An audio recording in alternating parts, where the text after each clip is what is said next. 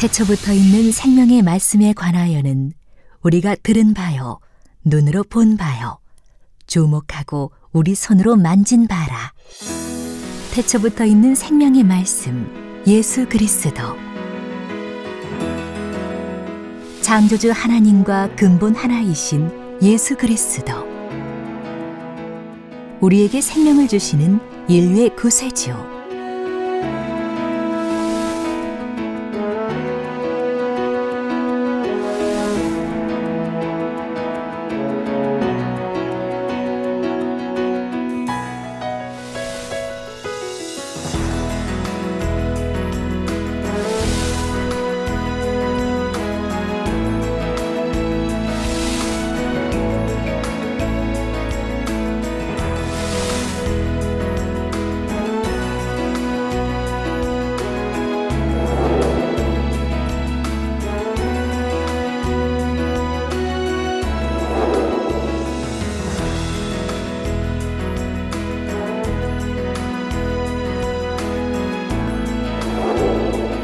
사랑하는 시청자 여러분, 세계적인 부흥사 이재룡 목사의 설교를 통해 온전한 빛 가운데로만 행하여 하나님의 참 자녀로 인정받으시길 바랍니다.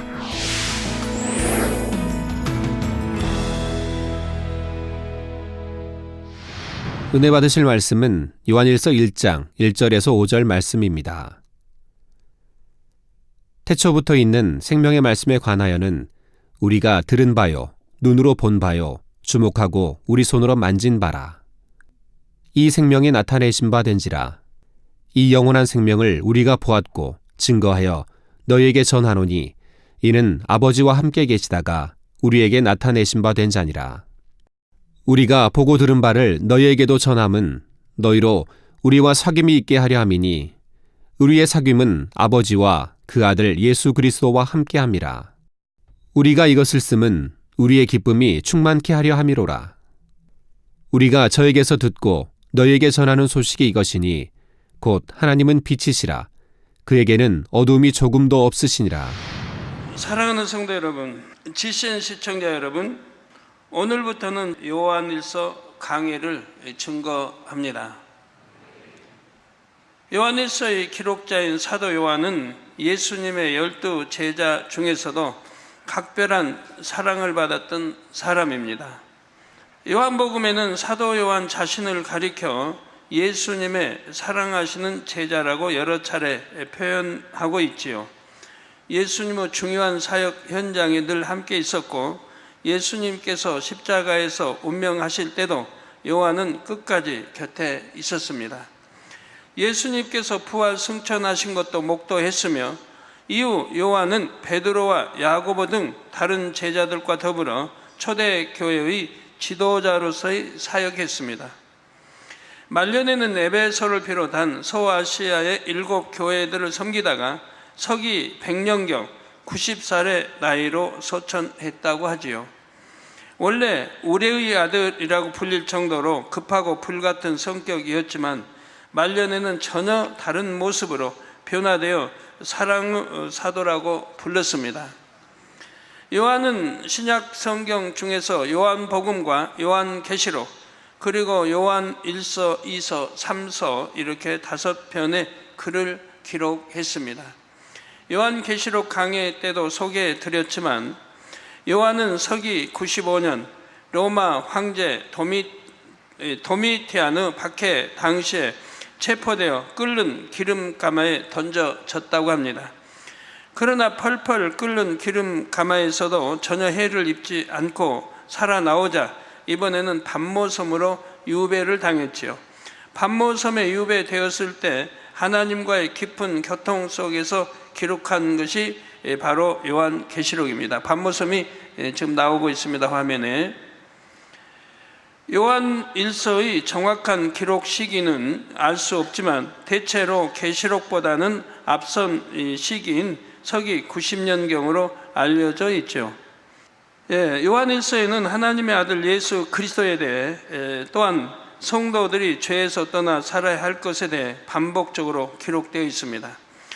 여러분이 요한일서의 기록 배경을 알면 이 내용을 양식 삼는 데 더 도움이 될 것입니다. 당시 초대교회에는 미혹하는 세력들이 많았는데 특히 영지주의라는 사상의 영향을 받은 이단도 있었습니다. 그들은 자신들도 복음을 믿는 것처럼 하면서 너무나 잘못된 이론을 성도들에게 전파했죠.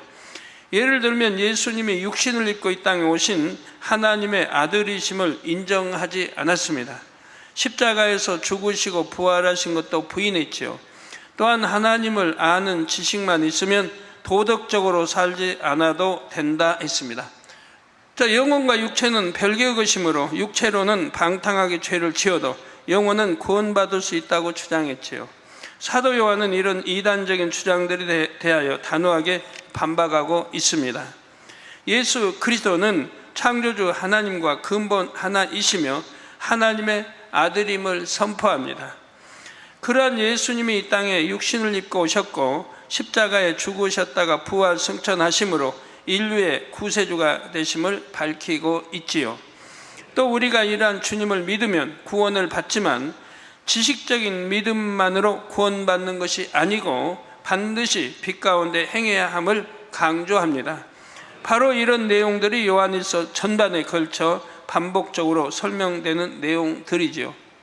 성도 여러분, 요한일서 1장 1절에서 4절은 요한일서의 전체의 도입 부분입니다. 요한이 서신을 기록하는 동기와 목적에 대해 설명하고 있지요.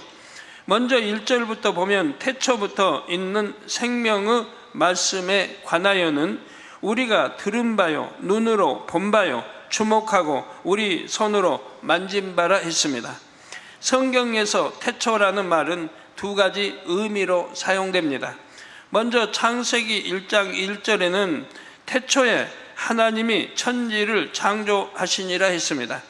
여기서의 태초는 하나님께서 천지 창조를 이루신 시점을 뜻하지요. 어떤 사람들은 이 창조의 시작에 대해 나름대로 성경적으로 해석한다면서 지금으로부터 6천여 년 전이라고 말합니다. 그러나 인간 경작의 세월이 6천년이라는 말은 천지를 창조한 때부터 마지막 때까지 6천년이라는 말이 아닙니다. 이 6천년은 아담이 범죄함으로 에덴 동산에서 쫓겨나 이 땅에 내려온 때부터를 말하는 것이죠. 천지를 창조하신 때부터 아담이 범죄하는 시점까지는 사람의 개념으로는 헤아리기 어려운 무수한 시간이 경과했습니다. 그러나 아무리 오랜 시간 전이라 해도 분명히 시작이 있지요. 바로 이 창세기에 나오는 태초는 그 시점이 정해져 있는 유한한 태초입니다. 유한한 태초입니다. 다음으로 요한복음 1장 1절에 태초에 말씀이 계시니라. 이 말씀이 하나님과 함께 계셨으니 이 말씀은 곧 하나님이시니라 했지요. 여기서 태초는 천지 창조가 시작되기 전 시작도 끝도 없는 영의 시간 속에 영원 전에 어느 한 지점을 말합니다. 하나님께서는 스스로 계시며 시작도 끝도 없는 영원하신 분입니다. 어느 때부터 존재하셨다고 말할 수가 없지요. 그러나 사람은 유한한 존재이고 그 유한한 사고 속에서는 영원이라는 개념을 이해하기가 어렵습니다. 그래서 사람의 개념으로 이해할 수 있도록 마치 어느 시작점이 있는 것처럼 태초라고 표현하고 계신 것이지요. 오늘 본문에 나오는 태초는 요한복음에 나오는 것과 동일한 의미로 영원 전의 한 시점으로서의 태초를 말합니다. 그러면 태초부터 있는 생명의 말씀이란 무엇을 말할까요? 결론부터 말하면 하나님의 아들 예수 그리스도를 의미합니다. 앞에서 요한복음 1장 1절에 태초에 계신 말씀이 곧 하나님이라 하셨고 이 말씀이 하나님과 함께 계셨다 했습니다. 여러분들 이미 다 설명 자세히 들으셔서 아시는 거지만 처음에는 말씀이 곧 하나님이라 했으니 말씀이 곧 하나님이란 즉 66그 말씀 우리 듣는 말씀이 곧 하나님이라 했으니 하나님과 말씀이 하나인 것 같습니다. 그런데 그 다음에는 말씀이 하나님과 함께 계셨다 하니 말씀과 하나님이 각각 다른 존재인 것 같지요. 유고 생각 속에서는 이해할 수가 없지만 이미 창세기 강해를 들으신 여러분은 쉽게 이해할 수가 있을 것입니다. 이는 삼일체 하나님에 대한 설명이지요. 성부 하나님으로부터 분리되신 성자 하나님, 곧 예수 그리스도는 성부 하나님과 근본인 하나요 마음도 뜻도 하나입니다. 삼일체 하나님의 분리에 대해서는 잠시 후 2절에서 다시 설명하겠습니다. 성부 하나님이 말씀이신 것처럼 성자 하나님도 그 본질은 말씀이시지요. 요한복음 1장 14절에 말씀이 육신이 되어 우리 가운데 거하심에 우리가 그 영광을 보니 아버지요 독생자의 영광이요 은혜와 진리가 충만하더라 했습니다. 즉 말씀이신 하나님이 육신을 입고 이 땅에 오신 분이 바로 예수님이신 것입니다. 그러면 태초부터 계신 말씀, 곧 예수 그리스도를 왜 그냥 말씀이라 하지 않고 굳이 생명의 말씀이라고 표현합니까? 이는 바로 예수님께서 이 땅에 오신 것이 우리에게 영원한 생명을 주시기 위한 것임을 강조하려는 것입니다. 요한일서 5장 12절에 보면 아들이 있는 자에게는 생명이 있고 하나님의 아들이 없는 자에게는 생명이 없느니라 했습니다. 또 요한복음 14장 6절에는 예수께서 가라사대 내가 곧 길이요 진리요 생명이니 나로 말미암지 않고는 아버지께로 올 자가 없느니라 했습니다. 오직 예수 그리스도만이 우리에게 영원한 생명을 줄 수가 있지요. 왜 예수 그리스도만이 우리에게 생명을 주는지 또 어떻게 생명을 주는지는 차차 설명하도록 하겠습니다. 일단 여기서는 태초부터 계신 생명의 말씀이란 예수 그리스도라는 사실만 확실히 기억하시면 되겠습니다. 본문 1절을 다시 한번 보면 태초부터 있는 생명의 말씀에 관하여는 우리가 들은 바요 눈으로 본 바요 주목하고 우리 손으로 만진 바라 했습니다. 이 생명의 말씀에 대해 곧 예수 그리스도에 대해 우리가 듣고 보고 주목하고 손으로 만졌다 했습니다. 곧 사도 요한을 비롯하여 수많은 제자들이 예수 그리스도의 증인이라는 말이지요. 제자들은 예수님으로부터 천국 복음을 직접 들었습니다. 예수님께서 하나님의 아들이심과 구세주이심도 들었습니다. 제자들만 따로 있을 때는 다른 사람들은 듣지 못한 더 깊은 영적인 말씀들도 예수님께 들을 수 있었고요. 영원전부터 계신 하나님의 사랑에 대해서 또 천국과 영의 세계에 대해서 깊은 비밀들을 들었지요. 또 제자들은 예수님과 동행하면서 수많은 권능의 사역을 직접 보았고 십자가에서 죽으신 것과 부활 승천하신 것도 목도했습니다. 보았을 뿐 아니라 주목했다고 하는 것은 단지 보기만 하고 끝난 것이 아니라는 뜻입니다. 본 것이 마음에 새겨짐으로 변화될 수 있는 구원의 은혜를 입었다는 것을 나타내지요. 또 손으로 만진 바라 한 것처럼 예수님의 사역을 직접 경험했습니다. 십자가에서 죽으신 주님께서 부활하셨을 때도 부활하신 주님의 몸을 직접 만져보기까지 했지요. 그러면 여러분은 어떠하십니까? 예수님의 제자들은 직접 보고 듣고 만졌지만 나는 보지 못하고 듣지 못했다 하시겠는지요? 그렇지 않습니다. 여러분도 들었고 보았고 만져보았지요. 만세전에 감춰진 구원의 도를 들었고 영원 전부터 계신 하나님과 영의 세계에 대해서도 너무나 자세히 듣고 배웠습니다. 장차 있을 주님의 재림과 최후의 심판 그리고 천국과 지옥에 대해서도 눈에 본 듯이 설명을 들었지요. 뿐만 아니라 그 말씀이 참임을 증거하는 성령의 역사들을 항상 체험하면서 살아갑니다. 66권 성경에 기록된 하나님의 말씀은 그 말씀에 순종하는 사람들의 삶 속에서 그대로 보장되는 역사가 따릅니다. 여러분이 말씀대로 행하여 영원히 잘된 만큼 모든 축복의 약속이 그대로 임하지요. 2000여 년 전 예수님께서 행하셨던 수많은 기사와 표적을 체험함으로 나도 주님을 만났다고 고백할 수 있는 것입니다. 성경상에 나오는 기사와 표적 권능을 여러분들은 수없이 목도하지 않으셨습니까? 영이신 하나님을 육의 눈으로 볼 수는 없지만 성경의 말씀과 성령의 역사를 통해 하나님의 마음을 알 수 있고 하나님을 본 듯이 만진 듯이 체험할 수 있지요. 또 하나님의 마음, 생각, 뜻 기록된 말씀대로 순종해 나갈 때 여러분 하나님을 본 듯이 체험하고 나가고 있지 않습니까?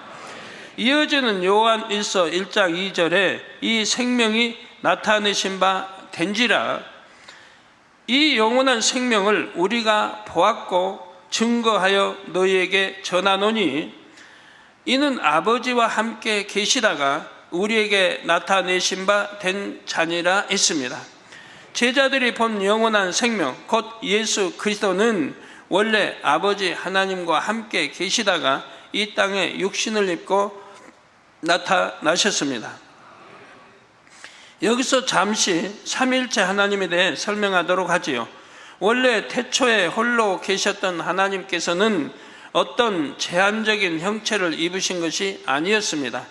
온 우주 공간 안에 가득한 빛이요 그 빛 안에 소리를 머금은 채로 존재하셨지요. 그 빛은 마치 오로라처럼 오색 찬란하며 흐르는 물결처럼 온 공간을 채웠고 그 빛과 함께 아름다운 소리도 온 우주에 채워져 있었습니다. 바로 이 소리를 요한은 태초에 계신 말씀이라고 표현하는 것이지요. 이렇게 소리를 머금고 온 우주에 퍼져 있던 빛이 어느 때가 이르자 영계의 한 정점으로 응집됐습니다. 그리고 이렇게 응집한 빛에서 두 개의 빛이 분리되어 나왔지요. 저 화면에 나오고 있습니다. 원래의 빛에서 동일한 두 빛이 분류되어 세 개의 빛이 되었지요. 하나의 빛이 셋으로 나눠진 것이 아니라 근본 하나의 빛으로부터 그와 똑같은 빛들이 두 개 더 생긴 것입니다. 이것이 바로 말씀으로서 홀로 존재하시던 하나님께서 삼위일체 하나님으로 분리하신 과정이지요. 원래 존재하던 근본의 빛이 성부 하나님이며 근본의 빛으로부터 나누어진 두 빛은 각자 성자, 성령 하나님이시지요. 이렇게 셋으로 나뉜 빛은 우리 사람과 비슷한 형체를 입었습니다. 창세기 1장 26절 전반절에 보면 우리 곧 삼일체 하나님의 형상을 따라 우리의 모양대로 우리가 사람을 만들고 하셨지요. 사람의 형체는 바로 하나님의 형체를 따라 지음을 받은 것입니다. 물론 하나님께서는 항상 사람과 같은 모습으로만 존재 계시는 것은 아닙니다. 필요에 따라 하나님의 마음에 품은 대로 어떤 모습으로도 계실 수가 있지요. 이렇게 분리되신 성자 하나님 곧 예수 그리스도는 성부, 성령 하나님과 오랜 세월 동안 함께 계셨습니다. 창세기에 나온 대로 천지를 창조하실 때도 세 분이 함께 창조하셨고요. 그리고 아담이 범죄하여 이 땅에 쫓겨난 후 4000년쯤 지난 한 시점에 하나님께서는 놀라운 일을 행하십니다. 성자 하나님께서 동정녀 마리아의 몸에 성령으로 잉태되어 피조물인 사람의 육을 입고 이 땅에 태어나신 것입니다. 곧 요한복음 1장 14절에 기록한 대로 말씀이 육신이 되어 사람들 앞에 나타나셨지요. 이렇게 우리 앞에 나타나신 까닭은 우리에게 생명을 주시기 위해서라 했습니다. 잠시 있다가 사라지는 유구 생명이 아니라 영원한 생명을 주시려는 것이지요. 원래 아담 후손인 모든 인류는 죄인입니다. 아담으로부터 물려받은 원죄가 있고 스스로 지은 자범죄가 있지요. 만약 누군가가 태어나서부터 전혀 죄를 짓지 않았다고 해도 여전히 원죄가 있으므로 죄인입니다. 영계의 법칙에 의하면 죄의 삭은 사망입니다. 이 사망이란 곧 영적인 사망으로 영원한 지옥의 형벌을 의미하지요. 죄로 인해 거룩하신 하나님을 만날 수도 없고 육의 수명이 끝나면 지옥에 떨어지는 것이 인류에게 정해진 운명이었습니다. 그런데 이 땅에 오신 예수님께서는 아무 죄도 없이 십자가를 지고 죽으심으로 우리의 죄를 대속해 주셨습니다. 죄 없으신 예수님께서 사망을 대신 당해 주셔서 우리는 사망을 당하지 않을 수 있는 것입니다. 저 믿음으로 예수가 우리 구세주심을 우리가 믿음으로 연합할 때 그렇게 믿음으로 죄사함을 받을 수가 있는 것입니다. 우리 죄를 대속해 주시기 위해서 우리 주님이 십자가를 지시고 피 흘려 이렇게 피 흘려 주시고 가시관 쓰시고 또 머리에서 피 흘리시고 채찍에 맞으시고 또 피 흘리시고 손과 발에 못으로 박히우시고 피 흘리시고 하셔서 우리 온 허물과 모든 죄를 대속해 주셨고 또 생각으로 지은 죄를 가시관을 쓰셔 피 흘려 주심으로 머리로 생각으로 지은 죄를 대속해 주심으로 피 흘려 주셨고 그리고 손과 발로 지은 죄를 대속해 주시고 손발에 이렇게 또 못 박혀 피 흘려 주시고 옆구리에 창으로 찔려 물과 피를 다 쏟아 주셨던 것입니다. 우리 죄를 대속해 주시기 위해서 주님께서 사망 권세를 깨뜨리고 부활하심으로 주를 믿는 우리도 영원한 생명을 얻게 되었지요. 근본에 홀로 계시던 하나님께서 삼위일체 하나님으로 분리하신 것은 바로 이 일을 감당하시기 위해서였습니다. 때가 이르면 바로 우리의 구세주로 이렇게 나오시기 위해 성자 하나님으로 이렇게 또 나오시고 그리고 이제 성령 받은 구세주로 영접하여 성령을 선물로 받은 하나님의 아들 딸들이 된 즉 하늘 생명책에 이름이 기록되죠. 그래서 아들 딸이 된 이런 자녀들을 생명이 자라 영생으로 이룰 수 있도록 우리 영혼이 잘 될 수 있도록 이렇게 또 만드신 분이 성령이시여 때가 이름에 바로 우리 주님이 부활 승천하실 때 바로 이 성령이 오셔서 우리와 함께 하시며 우리의 이 생명씨가 자라도록 그래서 영혼이 잘 되도록 우리 주님 잃어버린 하나님의 영상을 찾도록 도와주시는 것입니다. 그래서 천국으로 인도를 해주시는 것이라 이 말입니다.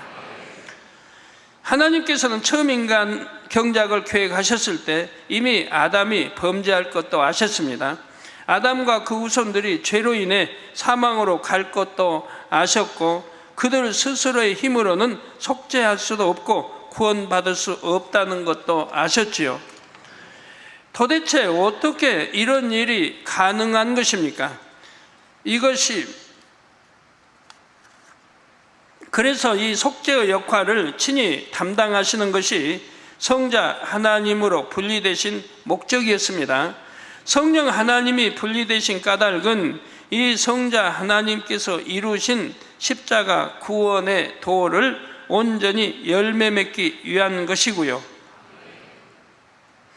이처럼 하나님과 함께 계셨던 예수 그리스도 그리고 우리에게 나타나 생명을 주신 예수 그리스도에 대해서 요한은 증거하여 전한다 했습니다. 혹 어떤 사람이 미혹하거나 부인한다 해도 예수님께서 근본 하나님과 하나이시며 우리의 영원한 생명이심에 대하여 자신이 확실한 증인임을 밝히는 것입니다.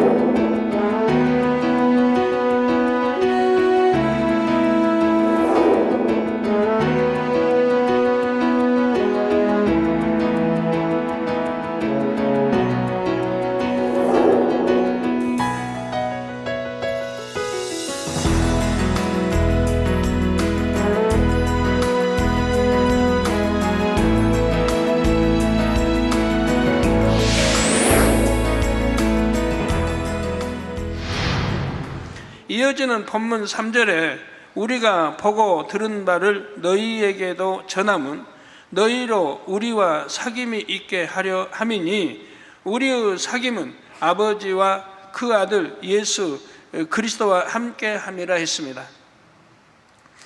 예수님께서는 복음을 듣고 예수님을 구세주로 영접한 제자들을 친히 형제라 혹은 친구라 부르셨지요. 이제 주님과 관계없는 낯선 사람이 아니라 서로 사귐이 있는 친밀한 관계로 인정해 주신 것입니다. 이처럼 주님과 사귐이 있는 제자들이 복음을 전할 때 이를 듣고 믿음을 가진 사람은 그 또한 제자들과 사귐을 갖게 됩니다. 주 안에서 형제요 자매가 되는 것이죠. 예수 그리스도가 하나님의 아들이신 것처럼 우리도 복음을 듣고 주를 믿음으로 예수 그리스도의 형제요 아버지 하나님의 자녀가 됩니다. 이렇게 하나님과 사귐이 있기 때문에 이 땅에서도 하나님의 자녀된 삶을 살고 장차 천국의 영광도 누릴 수 있지요. 이는 참으로 놀라운 일입니다. 비유를 들어 오래전 왕정 시대에는 왕이 평민과 친구처럼 사귀는 것은 상상하기도 힘든 일이었습니다. 하물며 하나님은 이 땅의 왕과 비할 수 있는 분이 아닙니다. 전지전능하신 신이시며 우주 만물의 창조주요 주관자이시지요. 피조물인 우리가 지극히 영화로우신 하나님과 사귐이 있고 더구나 하나님의 아들이신 예수 그리스도의 형제라 친구라 불리우는 것이 얼마나 놀라운 일들인지요. 단지 복음을 듣고 믿었다는 이유 하나만으로 말입니다. 이렇게 엄청난 사랑을 주시는데도 많은 사람들이 이 사랑을 멸시합니다. 복음을 들어도 믿지 않으며 오히려 회방하지요. 혹은 믿는다 하면서도 하나님의 사랑을 만홀히 여김으로 하나님을 서운하시게 만듭니다. 여러분 중에는 이런 일이 결코 없어야 할 것입니다. 그런데 여기서 여러분이 반드시 기억할 것은 복음을 듣고 믿는다고 고백하는 사람들이 모두가 사귐이 있는 것이 아니라는 사실입니다. 사람 편에서 내가 주를 알고 하나님을 안다 해도 하나님께서는 나는 너를 모른다 하실 수도 있지요. 그러면 어떻게 해야 참된 사귐이 있는 것인지는 6절에서 다시 증거하겠습니다. 사랑하는 성도 여러분, 이어지는 4절에 우리가 이것을 쓰면 우리의 기쁨이 충만케 하려 함이로라 했습니다. 사도 요한이 하나님의 말씀을 전할 때 이를 듣는 사람들이 제자들과 사귀며 나아가 하나님과도 사귐이 있게 되면 그로 인해 요한의 기쁨이 충만케 된다는 말입니다. 여러분이 전도나 신방을 해보면 이 말씀이 무슨 뜻인지 알 것입니다. 복음을 전한다는 것이 얼마나 여러분 안에 기쁨을 충만하게 하는지요. 전도하여 한 영혼을 구원시켰을 때 혹은 신방을 통해 은혜와 능력을 입혀주고 상대의 문제가 해결될 때 말씀을 전한 여러분 자신이 더 기쁨을 느낍니다. 물론 복음을 들어서 구원받고 문제 해결받는 사람도 당연히 기쁨이 충만하고요. 사랑하는 성도 여러분, 본문 1장 1절에서 4절은 요한일서 전체의 도입 부분에 해당한다 했습니다. 우리를 구원하기 위해 이 땅에 오신 하나님의 아들 예수 그리스도에 대해 요한 자신이 보고 듣고 만진 바 되었으므로 이것을 전하겠다 말하고 있습니다. 그래서 이 말을 믿는 성도들로 하여금 하나님과 더불어 사귐이 있게 하고 자신도 기쁨이 충만하게 하겠다 했지요. 이제 요한일서의 본론으로 들어갑니다. 5절에 우리가 저에게서 듣고 너희에게 전하는 소식이 이것이니 곧 하나님은 빛이시라 그에게는 어두움이 조금도 없으시니라 했습니다. 즉 우리의 아버지 하나님은 빛이시고 어두움은 조금도 없다는 얘기입니다. 태초에 하나님은 빛으로 존재하셨습니다. 마치 각종 보석을 산처럼 쌓아 놓았을 때 그 광채가 눈부시게 품어져 나오는 것처럼 아름다운 무지개 빛이라 했지요. 그 빛 가운데 영롱한 소리를 머금고 계셨습니다. 또한 영적인 의미로도 하나님께서는 어둠이 전혀 없는 빛이십니다. 곧 죄와 악이 전혀 없는 온전한 선이요 진리 자체이시지요. 야고보서 1장 17절에 각양 좋은 은사와 온전한 선물이 다 위로부터 빛들의 아버지께로서 내려오나니 그는 변함도 없으시고 회전하는 그림자도 없으시니라 했습니다. 유고 세상에서는 빛이 있으면 그림자가 있기 마련입니다. 그러나 온전한 빛이신 하나님께는 그림자조차도 없다 하신 대로 어둠이 전혀 없으십니다. 그러면서도 누구보다도 밝히 어둠에 대해 아십니다. 악을 체험해 보았기 때문에 아시는 것도 아니고 악의 속성을 가지신 것도 아닙니다. 원래부터 악에 대한 것을 다 알고 계시지만 하나님 안에는 오직 선한 속성만을 갖고 계시죠. 마가복음 10장 18절 후반절에 보면 하나님 한 분 외에는 선한 이가 없느니라 하신 예수님의 말씀이 나옵니다. 이처럼 처음부터 선과 악에 대한 모든 것을 아시면서도 선하신 하나님과 달리 피조물인 사람들은 처음부터 선과 악을 아는 것이 아닙니다. 사람은 악이 어떤 것인지 실제로 겪어보아야지만 중심으로 하나님의 선을 깨달을 수가 있지요. 그럴 때 진정으로 하나님을 경외하며 사랑하는 선한 참 자녀가 될 수 있는 것입니다. 하나님께서 루시퍼의 반란과 악한 영의 세계를 허락하신 까닭이 바로 여기에 있습니다. 태초의 빛과 소리로 계시던 하나님께서 형상을 입으시고 삼위일체의 하나님으로 분리하신 것도 인간 경작을 위해서였지요. 하나님의 마음을 알고 하나님과 참된 사랑을 나눌 수 있는 존재를 얻고자 첫사람 아담을 지으셨습니다. 그러나 아담은 아직 하나님의 마음을 깨달을 수가 없었지요. 어둠 곧 악을 체험하는 과정이 없었기 때문에 선이 무엇인지조차 몰랐습니다. 그래서 하나님께 중심으로 감사하거나 참된 사랑을 드릴 수도 없었지요. 육적으로도 질병의 고통을 겪어보지 못하면 건강하다는 것이 얼마나 행복한 일인지 중심으로 깨달을 수가 없습니다. 가난을 한 번도 겪어보지 못한 사람은 부유하게 사는 것이 얼마나 축복인지 깨달을 수가 없지요. 저는 7년 동안 아파도 보았고 하나님 주님 영접하기 전에 그래서 아픈 분들의 사정을 너무 잘 압니다. 어찌하든 참 병에서 노인받도록 기도하고 기도해서 치료받도록 하고 있는 것이고 또 가난도 뼈저리게 느껴봤기 때문에 어찌하든 우리 성도님 부유하게 살게 하려고 하고 가난도 다 없애려고 하는 것이지요. 체험해봤기 때문에 너무 아픈 거 병은 싫은 것이고 또 가난도 싫고 또 철모른 어린아이라도 부모님이 가르치고 시키면 엄마 아빠 사랑해요 하면서 뽀뽀도 하고 포옹도 합니다. 그러나 그 아이의 마음에 부모님에 대한 진정한 사랑과 감사가 있다고는 할 수가 없지요. 이런 것처럼 첫사람 아담도 고통을 전혀 겪어보지 못했기 때문에 하나님께서 주신 모든 복이 얼마나 감사한지를 몰랐습니다.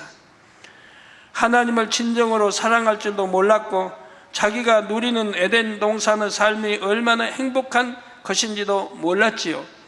이러한 아담에게 참된 행복과 사랑을 알 수 있도록 하나님께서는 악이라는 상대적인 개념을 체험할 수 있는 시간을 허락하셨습니다. 이것이 바로 인간 경작이며 이때 필요한 것이 악한 영의 세계였지요. 그래서 하나님께서는 루시퍼가 타락하여 배신할 것을 아셨지만 미리 멸해버리지 않고 그대로 두셨습니다. 더구나 루시퍼와 그 휘하의 악한 영들에게 유고 사람을 주관할 수 있는 공중 권세까지 허락하셨죠. 그래서 흙으로 창조된 사람, 즉 흙을 영원히 먹고 살라고 하나님이 명하셨던 것을 볼 수가 있습니다. 흙으로 창조된 사람이 죄를 지으면 어둠 가운데 살면 비질을 행하면 먹고 살라는 겁니다. 죄의 양만큼 병도 주고 재앙도 주고 여러 가지 하는 것을 볼 수가 있습니다. 그래서 범죄하여 육으로 타락한 아담은 어둠의 주관자인 원수마귀 사단의 권세 아래서 죄와 고통을 체험하게 된 것입니다. 성도 여러분, 아무리 어둠이 짙다 해도 빛이 임하면 어둠은 흩어질 수밖에 없습니다. 칠흑같이 깜깜한 방 안에도 등불을 켜면 어둠은 사라지지요. 그런 것처럼 아무리 어둠의 권세가 강하다 해도 빛 자체이신 하나님을 대적할 수는 없습니다. 하나님께서는 루시퍼와 모든 어둠의 세력을 지배하실 수 있고 원하신다면 한순간에 멸하실 수도 있지요. 실제로 장차 대심판을 통해서는 그들을 깊은 무저경에 가두실 것입니다.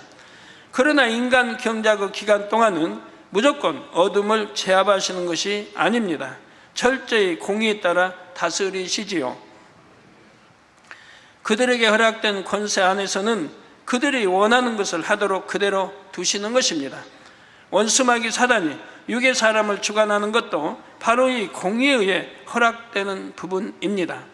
창세기 3장 14절에 보면 여호와 하나님이 뱀에게 이르시되 내가 이렇게 하였으니 곧 사단의 사주를 받아 아담을 범죄하게 하였으니 내가 모든 육축과 들의 모든 짐승보다 더욱 저주를 받아 배로 다니고 종신토록 흙을 먹을지니라 하셨습니다.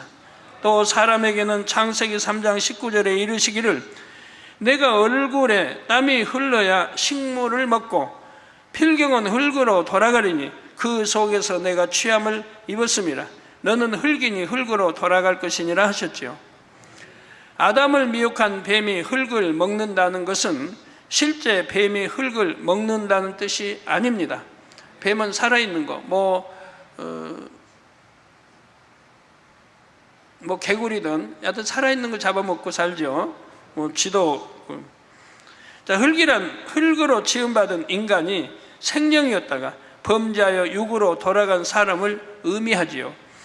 뱀은 에덴 동산의 뱀을 사주하였던 어둠의 주관자 원수마귀 사단을 의미하고요. 곧 원수마귀 사단이 육으로 타락한 사람을 밥으로 삼아 시험 환난을 가져다 주는 것을 뱀이 흙을 먹는다고 표현한 것입니다.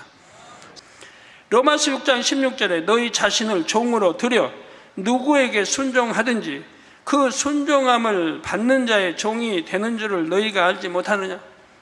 죄의 어둠의 주관자 원수마귀, 죄를 주관하는 원수마귀 사단, 여러분이 죄를 지으면 원수마귀 사단은 종이 되는 것이라 이 말이에요. 그들에게 순종하는 것과 같다 이 말입니다. 그래서 누구에게 순종하든지 그 순종함을 받는 자의 종이 되는 줄을 너희가 알지 못하느냐. 혹은 죄의 정으로 사망이 이르고, 그래서 이런 원수마귀 사단에 참 미혹에 넘어가고 이런 쾌기에 넘어가고 거기에 순종해서 죄를 지으면 결국은 사망이라 이 말입니다. 죄의 삭은 사망이라고, 바로 사망으로 지옥으로 가는 것이라 이 말입니다. 혹은 순종의 정으로 의에 이르느니라. 순종의 정으로 우리 하나님 주님께 순종하면, 이 진리에 순종하면 의에 이른다. 즉 생명을 얻고 영생으로 간다는 말씀이지요. 즉 간단히 말씀드리면 천국에 간다는 말입니다. 이 말씀처럼 범죄하여 어둠에 거하는 사람은 죄를 주관하는 원수마귀 사단의 종이 됩니다. 그래서 여러분들 교회 오면 절대 아파서는 안 돼요. 교회 다니면 아프는 거 아니에요. 왜? 우리 참 2000년에 주님 당시에도 아픈 사람들이 주님 앞에 나가면 치료받지 않습니까? 주님 앞에 나가면 이 복음을 듣고 하나님과 천국을 알고 그리고 치료받잖아요. 소경이 가면 눈 뜨고, 물론 다 그런 건 아닙니다. 정말 선하고 믿음 가진 이런 사람이라면 또 어떤 질병 균열 할지라도 다 치료받아서 하나님께 영광 돌리지 않았습니까? 주님 앞에 나가면 이렇게 문제가 해결되고 치료받아야 한다 이 말입니다. 사단이 자기에게 속한 사람에게 마음껏 시험 환난과 재앙을 주어도 이것은 공의 속에 허락된 부분입니다. 즉 영원히 흙을 먹고 살아라 했습니다. 죄를 지으면 그 죄를 먹고 사는 것이라 이 말이에요. 결국 사망으로 끌고 간다 해도 하나님께서는 그대로 두실 수밖에 없지요. 그러나 하나님께서는 공의의 법칙 속에 사람이 어둠 권세에서 벗어날 길도 제시해 주셨습니다. 곧 하나님을 믿고 어둠에서 벗어나 빛 대신 하나님의 말씀대로 살아가면 되지요. 얼마나 쉬워요. 다시 말씀드립니다. 하나님을 믿고 어둠에서 벗어나 빛 대신 하나님의 말씀대로 살아가면 되는 것입니다. 너무 쉽잖아요. 그러면 그 사람은 더 이상 죄의 종이 아니므로 원수마귀 사단이 시험 환난과 재앙을 줄 수가 없습니다. 하나님께서 불꽃 같은 눈동자로 지키심으로 악한 영들이 감히 만질 수도 없습니다. 여러분, 전혀 죄 짓지 않았는데 하나님 말씀 안에 사는데 아프신 분이 있습니까? 결단코 그럴 수는 없습니다. 반면에 아무리 하나님을 믿는다 해도 여전히 어둠 가운데 거하는 사람은 지킴을 받을 수가 없습니다.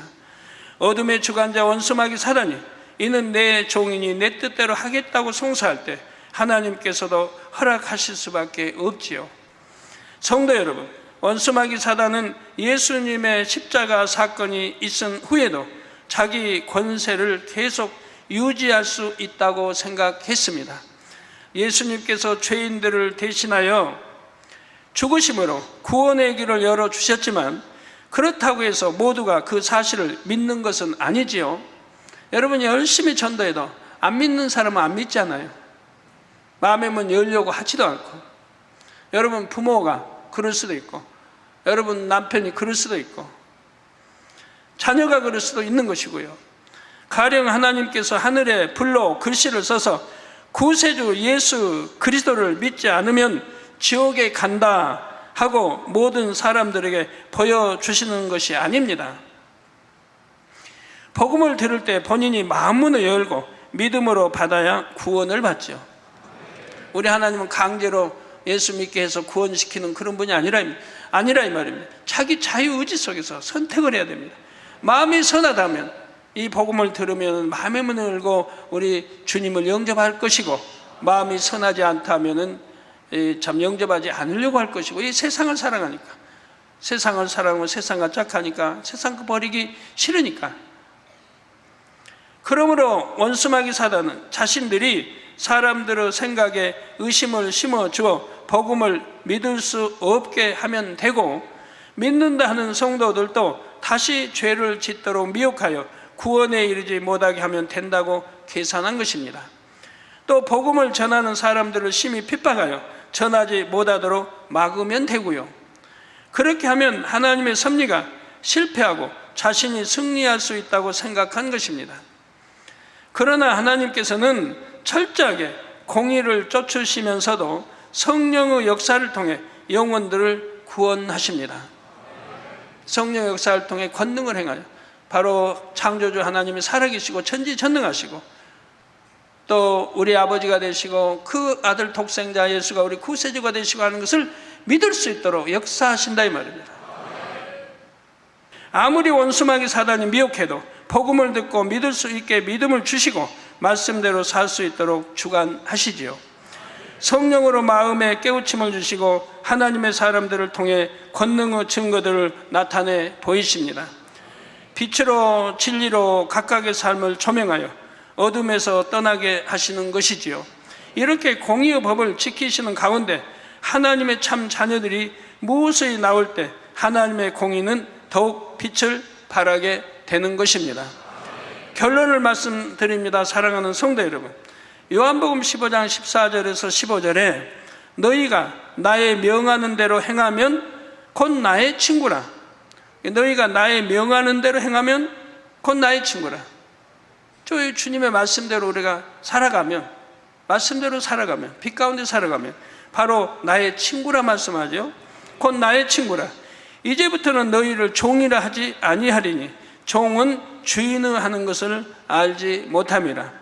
너희를 친구라 하였노니 내가 내 아버지께 들은 것을 다 너희에게 알게 하였음이니라 했습니다. 하나님께서 만약 미리 막고자 하셨다면 얼마든지 사람으로 하여금 뱀의 유혹을 받지 않게 하실 수도 있습니다. 더욱이 아담이 하나님의 명령에 불순종했을 때는 애지중지 기른 아들에게 배신당한 것처럼 마음이 아프셨지요. 그 이후로 범죄한 인생들이 받을 모든 고난을 생각하며 애통하셨고요. 그런데도 아담이 불순종하는 것을 그냥 두신 이유는 아담으로 하여금 참 행복을 누릴 수 있게 하시려는 것이었습니다. 즉 선악과를 두셨고 선악과를 따먹음으로 선과 악을 알게 하셔서 상대성을 알게 한다면 선 속에서만 사는데, 에덴 동산에서는 악이 없으니까 선 속에서만 사는데 선악과를 통해서 이제 악이 들어오게 되고 악을 알게 됐다면 상대성을 알게 됐다면, 그러니까 사랑을 받아도 에덴 동산은 사랑이 뭔지를 몰라요. 불행도 모르지만 참 행복도 모르는 채로 영원히 사는 것이 아니라 잠시 경작받는 체험을 통해 참된 선과 사랑의 행복을 알게 하신 것이지요. 그런데 사람이 범죄하여 악을 체험하고 나면 스스로 속죄할 방법이 없었습니다. 상대성을 체험하여 잘 알았다 해도 이미 죄를 지어 죄인이 되었으니 결국 지옥으로 갈 수밖에 없었지요. 그래서 하나님께서는 미리 예비하신 독생자 아들을 내어 주신 것입니다. 불순종하고 죄를 범한 사람들을 위해 그들을 다시 행복한 천국으로 들이기 위해 예수님께서는 친히 사망의 형벌을 대신 감당해 주셨지요. 즉 하나님과 우리 사이의 죄의담을 헐어 주시기 위해서 화목제물로 드려 주셨다 이 말입니다. 그리고 그 사랑을 받아들여 진리 안에 사는 사람들에게는 사랑스럽게 친구라고 불러주셨습니다. 그보다 더 나아가서는 내 아들아 딸아 자녀들로 인쳐주셨고요, 천국 백성뿐이 아니라 아들 딸로 또 인쳐주셨지요.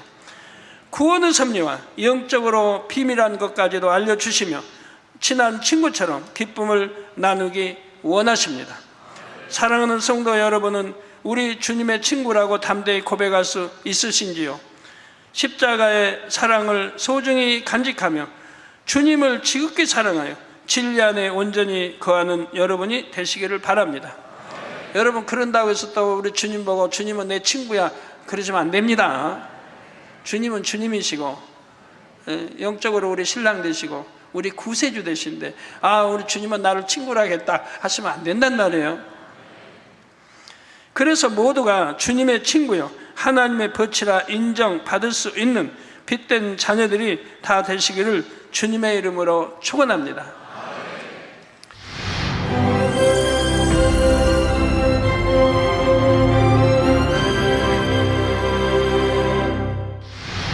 할렐루야. 전능하신 사랑의 아버지 하나님, 이 시간 기도받는 모든 성도님들 위해 안수하여 주옵소서. GCN 방송 시청자들이 인터넷과 화상을 통해 기도받는 지교회와 지성전 그리고 전세계 하나님의 자녀들 위에도 시공간을 초월하여 역사하여 주시기를 원합니다. 믿어지는 믿음을 주시고 부정적인 생각과 의심의 세력을 물리쳐 주옵시며 모든 시험 환난도 물리쳐 주옵소서. 머리부터 발끝까지 오장육부 뼈 마디마디 온몸의 신경 조직 세포 등 아픈 곳마다 성령의 불로 태우시고 근본의 빛으로 역사하여 주옵소서. 예수 그리스도의 이름으로 명하노니 원수마귀 사단 모든 질병 균 연약함아 물러가라. 빛이 임하라. 모든 불치 난치병도 성령의 불로 태워 깨끗하게 역사하여 주옵소서. 말라리아를 비롯한 모든 풍토병도 물리쳐 주옵소서. 깨끗함을 입을지어다. 감기, 기침, 열, 몸살, 독감 등 각종 유행성 질병도 다 물러가라. 어떠한 유행성 질병 균도 틈타지 않게 지켜 주옵소서. 위암, 폐암, 간암, 유방암, 자궁암, 대장암, 피부암 등 각종 암과 에이즈, 백혈병, 뇌졸중, 고혈압, 저혈압, 심장병, 폐병, 위장병, 당뇨, 부인병, 피부병, 갑상선 질환과 모든 염증도 깨끗게 하여 주옵소서. 소아마비, 중풍, 관절염, 디스크도 온전케 하여 주옵소서. 요통, 두통, 신경통을 비롯한 모든 통증은 사라질지어다. 간질, 자폐증, 우울증, 조울증, 노이로제 등 모든 정신질환도 물러가라. 모든 마비된 것도 풀어지고 일어나 걷고 뛸지어다. 눈도 잘 보이게 하옵시고 귀도 잘 들리게 하여 주옵소서. 소경은 눈을 뜨고 기머거리는 들으며 벙어리는 말할지어다. 각종 사고 후유증도 깨끗게 하시고 부러진 뼈도 붙여 주옵소서. 화상 입은 것도 온전케 하옵소서. 화기야 물러가라. 열도 물러가라. 아버지 흉터도 나지 않게 역사해 주시기를 원합니다. 마약을 비롯하여 각종 약물과 독극물 중독도 깨끗함을 입을지어다. 죽은 신경과 세포가 살아나며 죽은 자도 살아나게 하여 주옵소서. 잉태의 축복도 주시기를 원합니다. 잉태 축복을 받으라. 예수 그리스도의 이름으로 명하노니 원수마귀 사단아 하늘 공중 곳에 잡은 악의 영들아 물러가라. 그의 사자들도 물러갈지니라. 이 땅의 악한 영, 더러운 영, 거짓되고 간사한 영, 이간질하고 미혹하는 모든 어둠들은 물러가라. 모든 흉악의 결박을 풀고 어둠아 물러가라. 빛이여 임하라. 아버지 하나님, 부르짖어 기도할 수 있는 능력을 주시고 죄를 버리고 성결될 수 있는 능력을 주옵소서. 영혼이 잘됨같이 범사에 잘되게 하시고 가정의 복음화도 이루어 주시기를 원합니다. 한 주간도 모든 사고와 재앙으로부터 지켜주시고 불통이 없는 형통한 삶을 살 수 있도록 축복해 주옵소서. 성령의 불담으로 천군 천사와 주님의 불꽃 같은 눈동자로 모든 하나님의 자녀들과 가정, 일터, 사업터를 지켜주시기를 원합니다. 학생들에게 지혜와 명철을 더하시고 공부도 할 수 있는 뜨거운 마음과 열정도 더하여 주옵소서. 마음과 생각을 세상에 빼앗기지 않도록 지키시고 하나님을 뜨겁게 사랑하는 학생들로 축복하여 주옵소서. 하나님의 자녀들이 먹으나 마시나 입으나 무엇을 하든지 하나님 앞에 영광 돌리는 삶이 되게 축복하여 주시기를 원합니다. 나는 하나님을 만났노라, 체험했노라, 응답 받았노라, 축복 받았노라, 간증하는 입술이 되게 역사하여 주옵소서. 아버지 하나님 감사합니다.